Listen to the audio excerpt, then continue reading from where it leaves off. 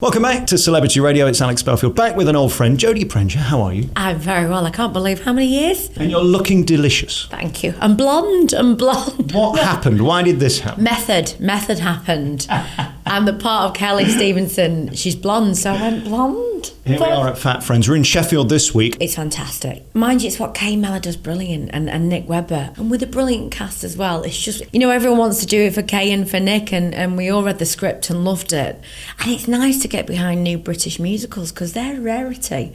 You don't often see them come out the woodwork, but no, the audiences are really loving it. You haven't been out of work since the second we spoke in the West End, in that beautiful theatre where you stole it as Nancy. Let's not talk about that. Decade, wow, I've just said that word. Yeah, okay. And it's incredible. Most are here for a while and do very well and then are quickly forgotten. You, on the other hand, just nailed it. I think there's been quite a few trying to forget me, but I'm still here. I'm still fighting. No, I think, you go in those competitions and you kind of think, well, that'll be it, I'll go do the bit. And then you never really imagine what's going to come after. And I've been very, very lucky. And I've been very grateful. I've got to try loads of different things. And they've given you some amazing roles, many of which have been like the role. I mean, the leading lady in the show. I mean, it's not like you're given ensemble parts. You've had some incredible things. You are the face on the poster. I know. I wonder why they think it sells. It's definitely not Jodie Foster. But no, Shirley Valentine was a gift. I hate to use that word, but it was, Spam a Lot and One Man, Two Governors and Calamity and Tamna Sunday and Les Mis, Thénardier. These are all roles that were always on my bucket list. So to get on the stage and play them, it is an honour. And I'm very proud to do it. I really am. And I think at the core of everything is your voice. I've said it for a million years, that you have this beautiful richness. You have this gift that is God-given. Congratulations. It's got me into more trouble than it has good. Trust me when I say that. But it's just, I think going into school, I always think, when people come at stage show, I go, I always want to do it. I always had that thing, but I never really thought I was the most amazing singer, the most amazing of everything. And I just enjoyed doing it. And that's why I always say to people, just go give it a go. Because look what happened to me. I'm still here. And it is only talking and singing. We must keep it all in perspective. I mean, some are better at it than others, but this should be a fun job. If you're taking it seriously, you've kind of lost the plot. Yeah, you kind of have. And I have seen a few do that. You take, I think, any industry, any job, if you do take it too seriously, there's no fun in it, is there?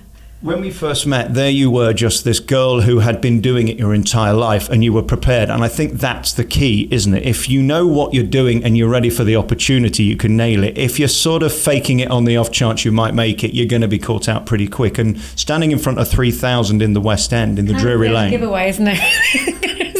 It's a bit of a tester. Yeah, a bit of a tester. So yeah, I think anything. It's like those shows, the public aren't stupid and audiences aren't stupid. And I think if you don't put the work in, you're not going to reap the rewards. And that's to stand on that stage at the end of the night and going, oh, I've done myself proud. I've done, I've worked. And then we look at the toll on your voice. I mean, you've had bigger roles, you've had smaller roles, but they're all big sings. Do you wake up in the morning panicking? Rolls, and we all like those. I've had a foot long.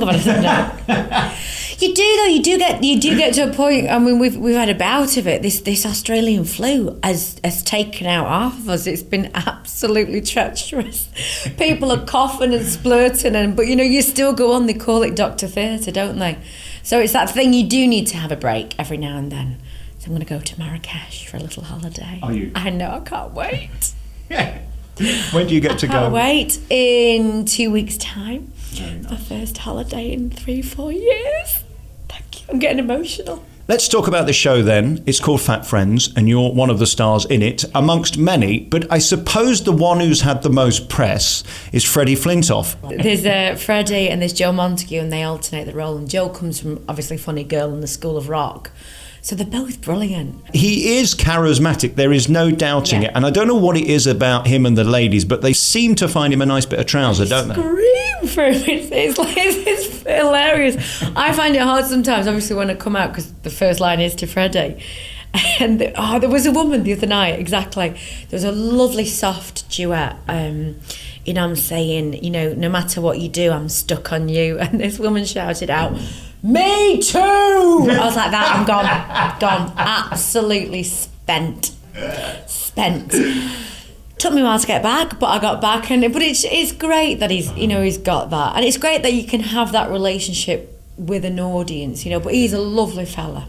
I guess ultimately this is for people to come out and have fun. What Kay Mellor does is she's so realistic, and weight for a lot of people, including me, has been part of my life for a very long time.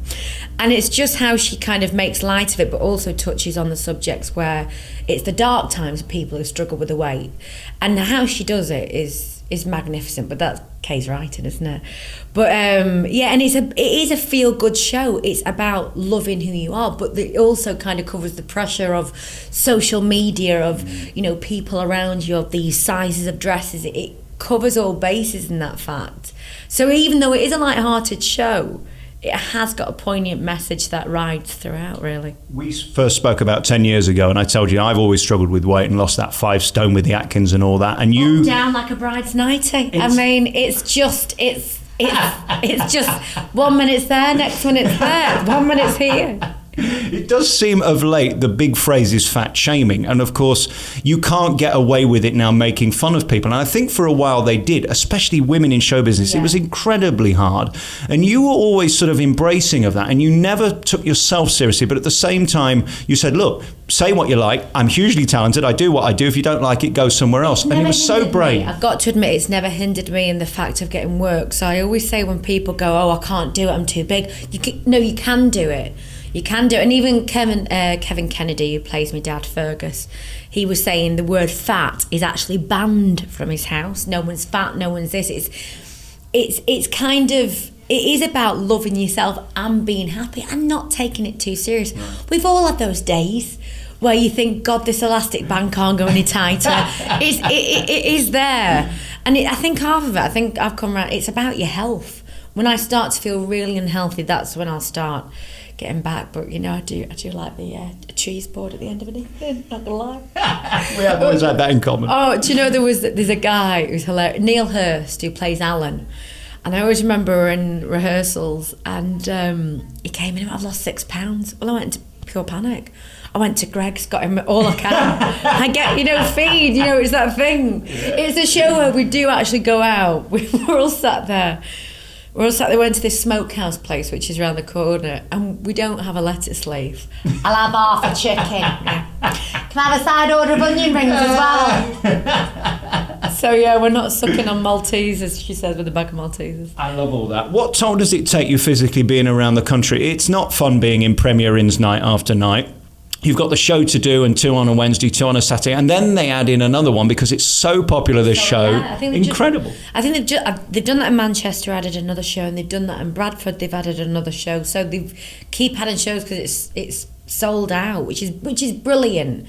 So as long as I've got a comfy bed, but half of those places, I'll be commuting, so I'll be in bed with my dogs. Well, this is great about being northern, you see, because it seems to me they've put more venues in the north than the south at the moment, so I suppose it's great for you. And of course you can't have actors playing northern people because we're from the north. You can't fake it. I know, you can't fake it, can you? You can't. It's either in you or it's not. But I have gone more northern. Have you? Oh, yeah. Is that even possible? I've gone like Winston, the Churchill dog, like that. I just, no.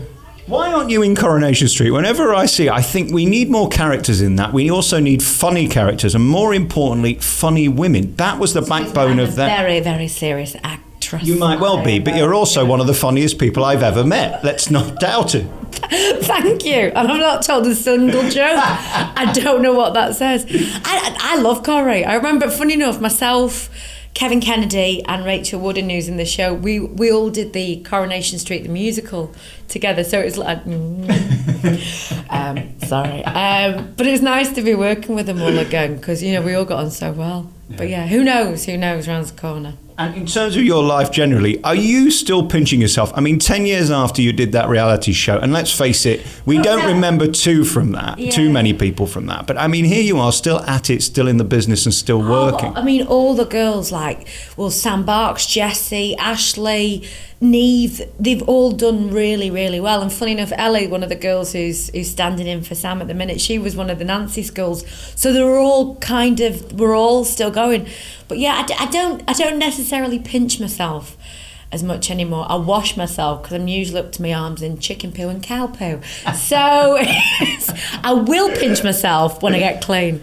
But yeah, no, I do. I enjoy being able to do this, and I think I have kind of got closer to my dream of having my animal sanctuary, because we've just rescued 2 cows and some more chickens. So. Let me talk about this. I mean, you haven't got pets anymore. You've got a farm, haven't you? I've got a farm. I've gone full out. I mean, you know, go strong. But yeah, it's always something I've wanted to do. Who's mucking out while you're here? My poor fella. Oh, it's a shame. I know, he's got a full-time You've got enough to do. I know, he runs a business and then he comes back and he has to clean out the cows. But I genuinely say to him, please don't clean the cow, because currently they have to get cleaned out every week.